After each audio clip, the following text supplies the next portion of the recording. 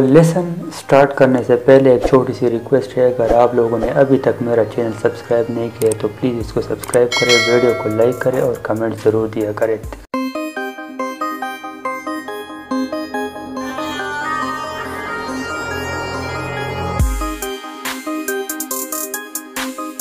तो बिस्मिल्लाहिर्रहमानिर्रहीम। दोस्तों, उम्मीद करता हूँ कि आप लोग ठीक होंगे। तो आज का यूनिट में हम सीखेंगे कि एडवर्ब ऑफ फ्रीक्वेंसी क्या चीज़ है और उसको हम किस तरीके से इस्तेमाल कर सकते हैं।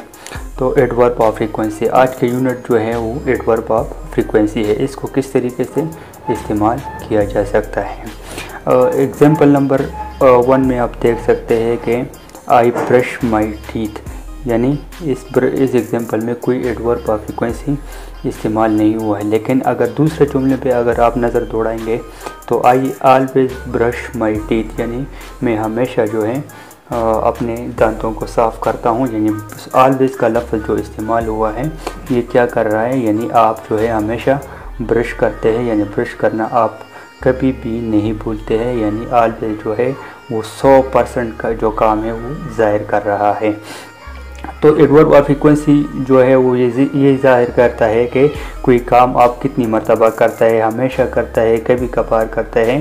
तो ये चीज़ें सब क्या है, हमारे पास एडवर्ब ऑफ फ्रीक्वेंसी है। यहाँ पे जो ऑलवेज का लफ्ज़ इस्तेमाल हुआ है तो ये क्या कर रहा है, ये 100% को ज़ाहिर कर रहा है, यानी आप ये काम जो है हमेशा करते हैं, ये काम आप कभी भी नहीं भूलता है। यानी ऑलवेज को ऐड करने से आपके सेंटेंस में फ्रीक्वेंसी जो है वो फ्रीक्वेंसी आ जाती है। तो इसी तरीके से कुछ जुमले आप देख सकते हैं यहाँ पे कि Salma always drinks T with lunch, Ali usually drinks T with lunch, Maria often drinks T with lunch, Raheel sometime drinks T with lunch, Arsalan seldom drinks tea with lunch, काशफ rarely drinks tea with lunch और Tahir never drinks tea with lunch। तो यहाँ पे adverb of frequency जो है वो हमारे पास क्या आ रहा है, ऑलवेज आ रहा है, यूजली आ रहा है, ऑफन आ रहा है, सेल्डम आ रहा है, समटाइम आ रहा है, रियली आ रहा है और नेवर जो है ये हमारे सब के सब क्या है, एडवर्ब ऑफ फ्रीक्वेंसी है। तो इसी तरीके से हम आगे बढ़ते हैं। तो ये सारे के सारे जो मैंने आपको बताई, ऑलवेज हो गया, यूजली हो गया, ऑफन हो गया, सम टाइम हो गया, रियली, सेल्डम, नेवर, ये सारे के सारे क्या है, एडवर्ब ऑफ फ्रीक्वेंसी है। तो ऑलवेज जो है वो 100% को ज़ाहिर करता है, यूजली उससे कम ज़ाहिर करता है, यानी 90 to 99%, और ऑफन जो है वो हमारे पास कितना आ रहा है, 75 to 90%, सम टाइम जो है वो हमारे पास 25 to 75%, सेल्डम जो है हमारे पास 10 to 25%, रेयरली जो है वो हमारे पास 1 to 10%, और नेवर जो है वो हमारे पास क्या आ रहा है, यानी 0%। तो इसी तो ऑलवेज जो है हमेशा के लिए, यूजुअली आम तौर पर, ऑफन अक्सर जो है, और सम टाइम कभी कभार, और सेल्डम कम, रेयरली बहुत कम, और नेवर कभी नहीं। तो ये सारे जो क्या है हमारे पास एडवर्ब ऑफ फ्रीक्वेंसी है। तो ये सारे जो है क्या ज़ाहिर करते हैं कि कोई काम कितनी दफ़ा हो रहा है, यही एडवर्ब ऑफ फ्रीक्वेंसी का मकसद है। तो अब इसकी स्ट्रक्चर पे नज़र दौड़ाते हैं कि इसकी स्ट्रक्चर को हम किस तरह बनाते हैं। तो स्ट्रक्चर में सबसे पहले सब्जेक्ट आएगा, उसके बाद जो है एडवर्ब ऑफ फ्रीक्वेंसी आ जाएगी, और उसके बाद जो है सिंपल प्रेजेंट वर्ब आ जाएगा।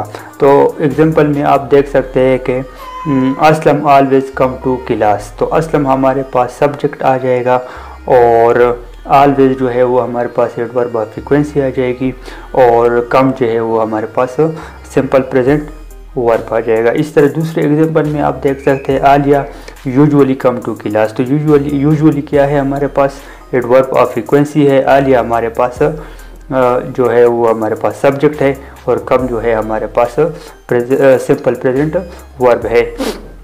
तो इसी तरीके से कुछ एडवर्ब ऑफ फ्रीक्वेंसी है जो है वो हमारे पास स्टार्ट में भी हम इस्तेमाल कर सकते हैं, मिडल में भी इस्तेमाल कर सकते हैं, और एंड पर भी इस्तेमाल कर सकते हैं।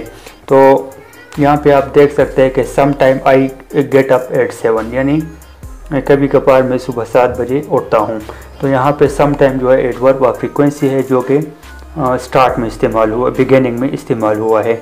तो इसी तरीके से इसको हम मिडल में भी इस्तेमाल कर सकते हैं।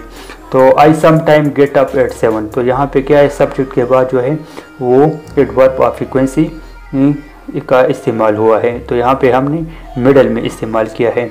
अब हम जाते हैं इसको एंड पे किस तरह इस्तेमाल किया। I get up at 7 some time, तो यहाँ पे क्या है, इसको एंड में भी इस्तेमाल हुआ है, एंड में भी इस्तेमाल कर सकते हैं। लेकिन ये जो रूल है एंड पे और मिडल पे और बिगिनिंग में, ये सब एडवर्ब ऑफ फ्रीक्वेंसी पर लागू नहीं होते। इसको जब आप इसको अंग्रेज़ी लैंग्वेज में इस्तेमाल करेंगे तो तब आपको पता चलेगा कि इसको कहाँ कहाँ पे इस्तेमाल कर सकते हैं। तो दोस्तों, उम्मीद करता हूँ कि ये वीडियो आपको पसंद आएगी, और अगर आपको ये वीडियो पसंद है तो वीडियो को लाइक करें, चैनल को सब्सक्राइब करें। Thank you very much. अल्लाह हाफिज़।